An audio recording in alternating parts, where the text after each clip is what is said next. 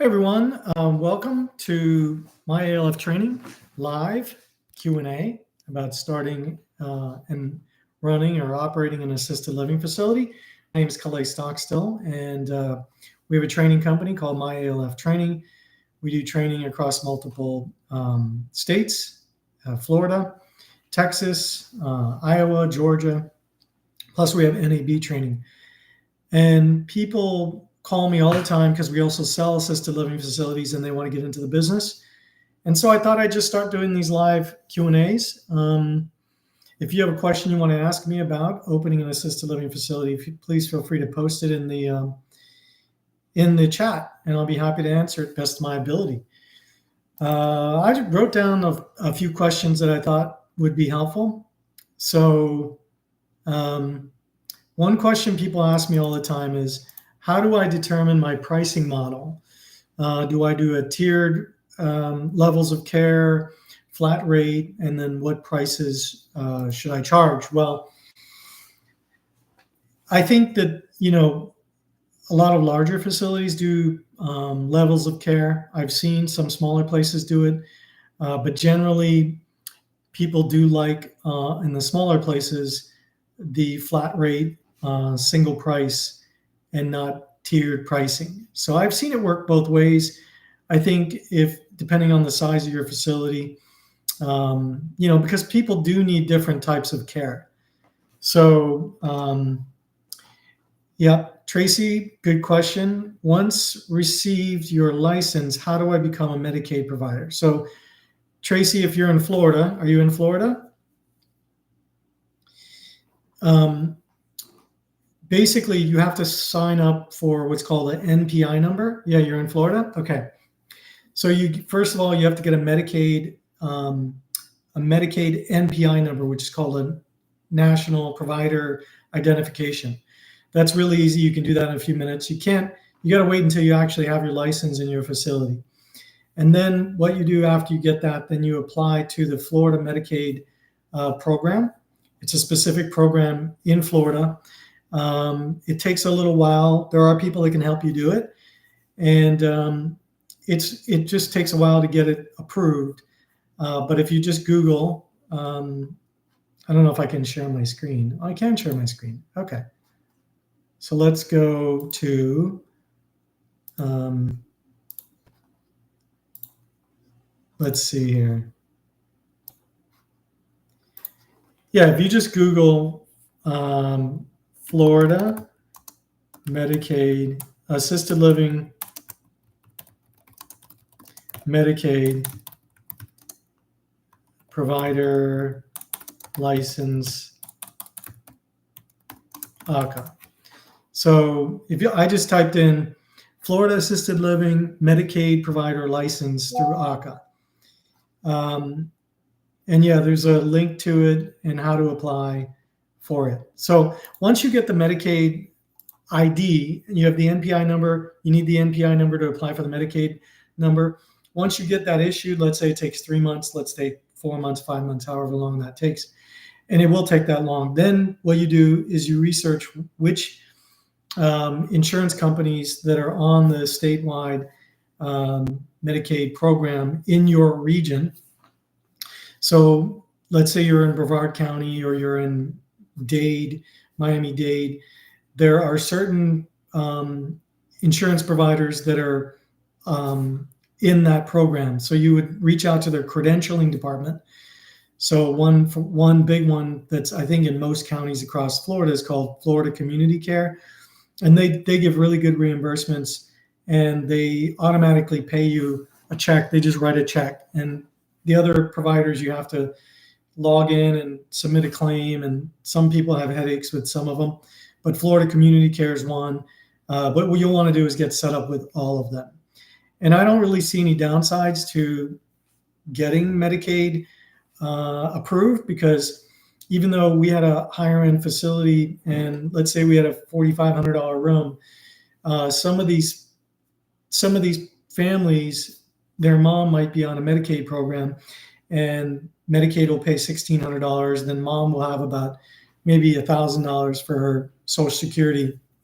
So she's at let's say $2,600 with that, and then the family will just chip in the rest, $300-400 per family member to get them into a private room. So it never hurts to have it as, an option.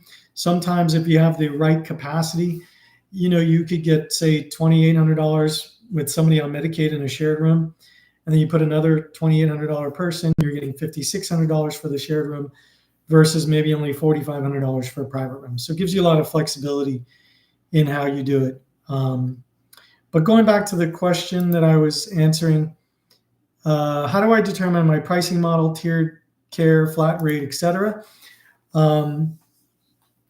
Like I said, I would definitely, first of all, people have a vision for the type of facility that they want to open. You're welcome, Tracy. We'll be doing this at least once a week, so be sure to follow us, subscribe, and click that alarm.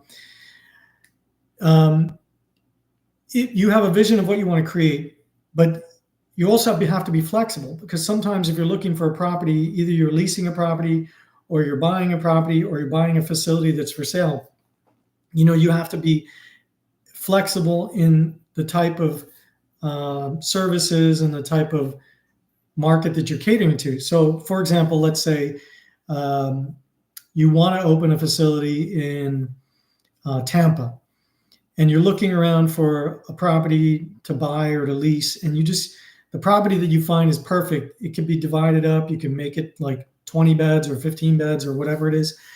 But the location, if you search the market, nobody in the market is able to charge, say, over $3,500 or over $3,000 or whatever it is.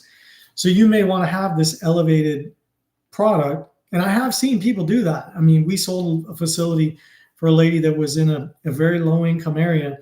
Because she was so amazing, she would get good rates, and people would bring their loved one to her.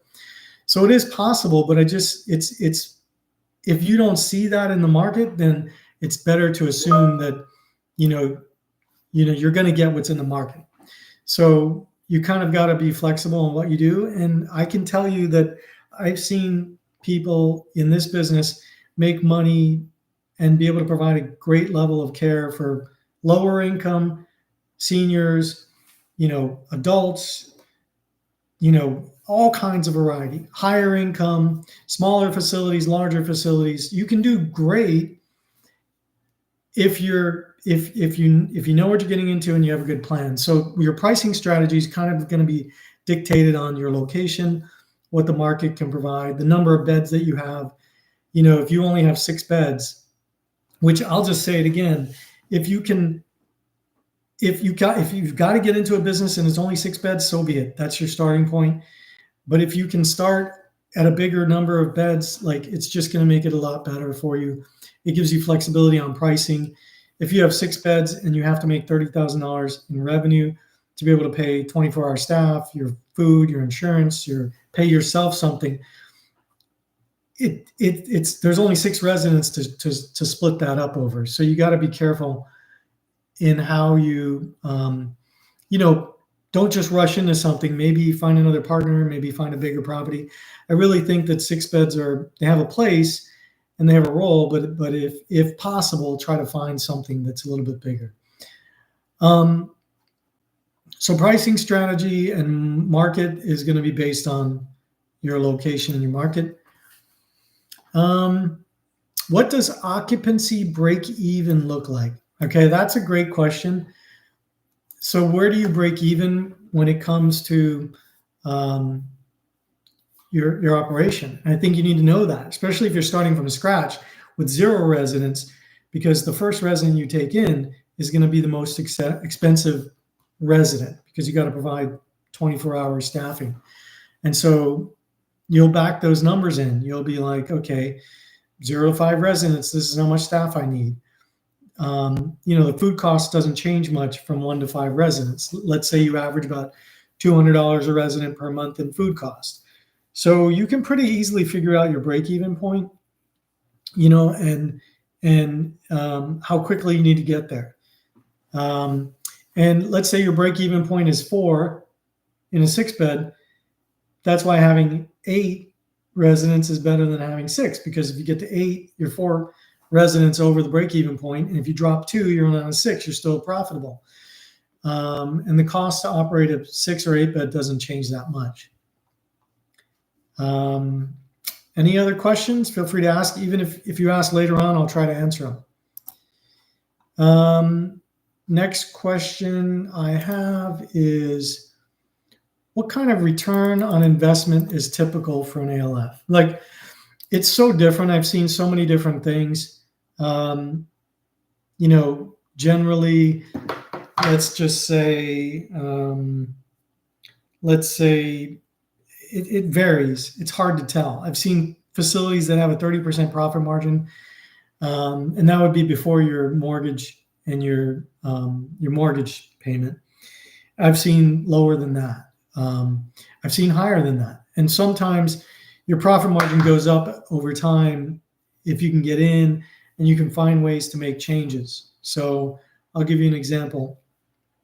Let's just use the 10 bed as an example. Let's say you started out with a 10 bed facility and you were getting on average $4,000 a bed. So that would get you $40,000 a month. Let's say your profit margin is 25%. These are rough numbers, but so $40,000 times 25% is $10,000 a month.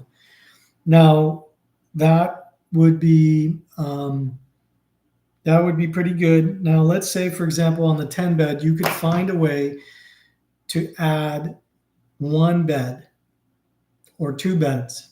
Let's say you have an office. We have a facility we're selling up in the Northeast Florida market, and the owner, he had some extra storage, like a garage, and he was able to enclose the garage and add 2 beds. I'm sorry, it was 2 garages, 4 beds. So he was able to go from 9 beds to 13 beds.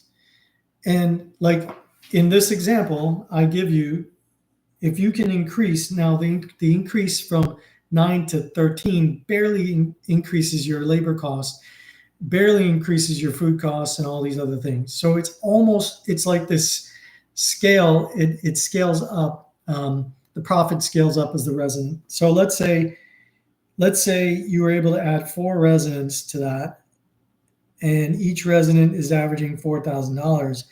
That adds $16,000 to the bottom line. So even if you're still only getting 60% of it, you're getting $10,000 more for the 4 extra residents. It doubled your profit margin. So if you were at 25%, adding those extra 4 residents now takes you to a 50% margin. So I think that sometimes people want everything lined up in the beginning, but what they've got to do is get into something that has the opportunity to make increases.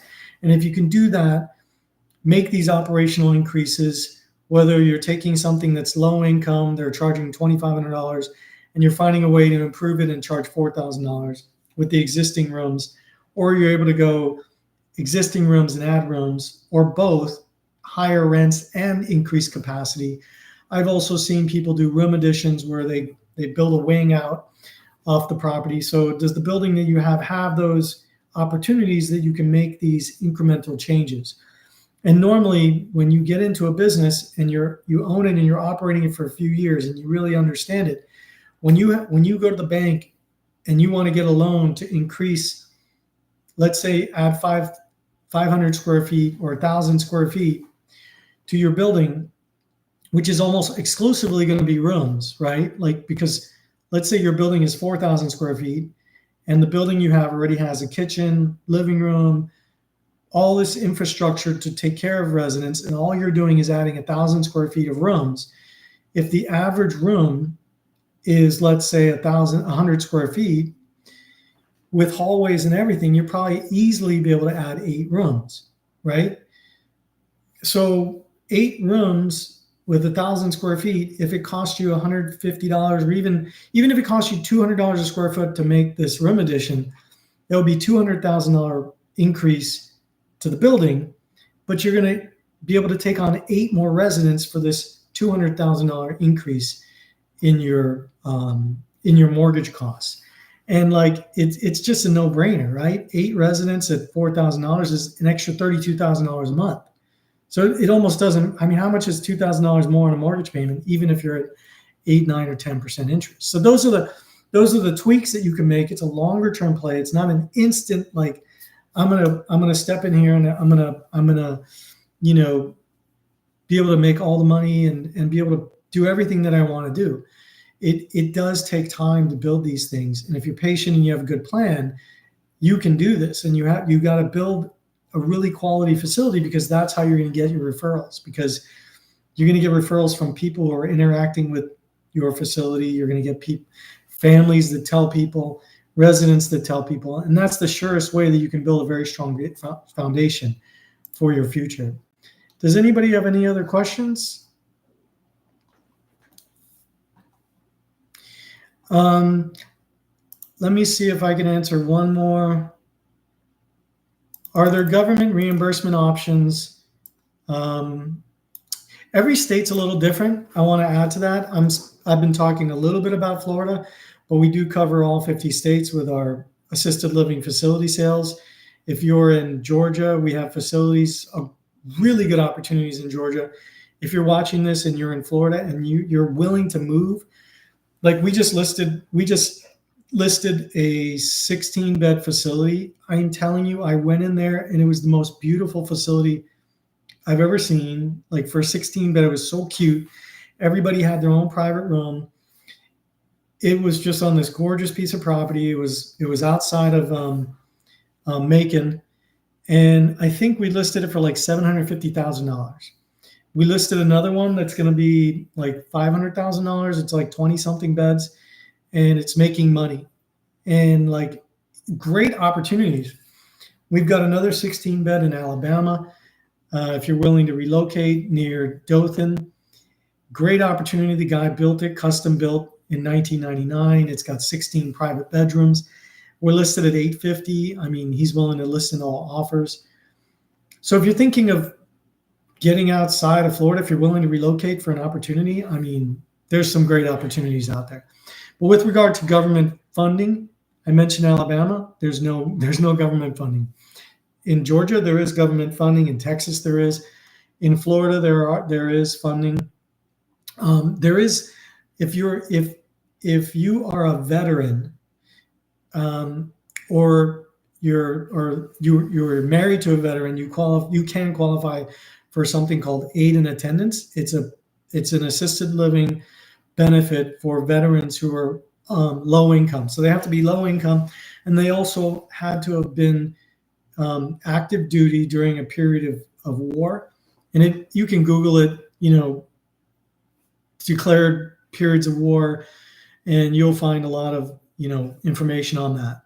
And so if you're a veteran who was active duty during a declared time of war, and you're under a certain income, then you can qualify for the Veterans Aid and Attendance, which is a very good reimbursement. It doesn't go to the facility; it goes to the veteran, and the veteran can pay for their assisted living services.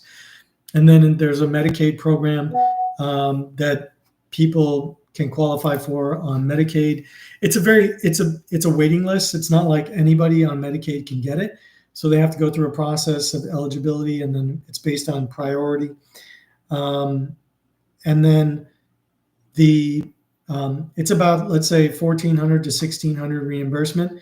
So it's a supplemental program that helps people. But with $1,600, if they have Social Security and retirement, maybe they can get up to like $2,800 for a shared room.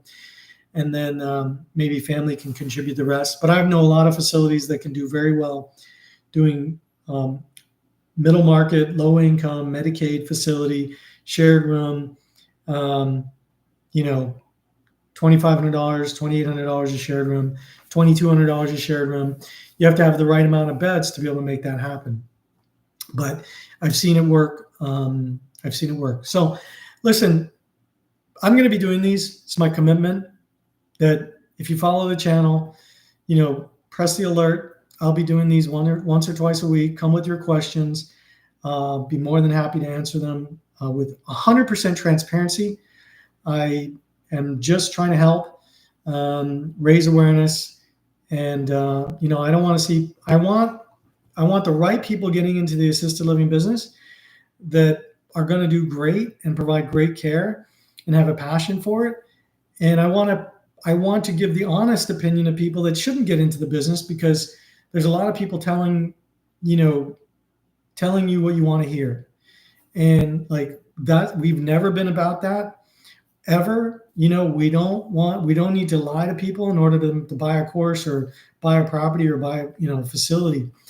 I'd rather have the right people get the right opportunities and match them up with our lenders and have them call me, 3 years from now and just be like, thank you. This has changed my life. We'd like to buy another facility. I don't want to have them call me and say, hey, can you sell my facility? That's not the call that I want to have. I want to sell it once, and those people own it for multiple years, unless they're going to sell it and then go buy a bigger facility, which makes sense. So thank you all for joining. Post a comment. I'll try my best to answer it. Calais Stockstill with My ALF Training. We list our assisted living facilities and our opportunities on My ALF Consultant. And I also want to let you know that we're starting a marketing service. So we're going to be helping facilities do marketing as well. So stay tuned. A lot of good things happening. I'm here to help. All right. Thanks. Have a great day.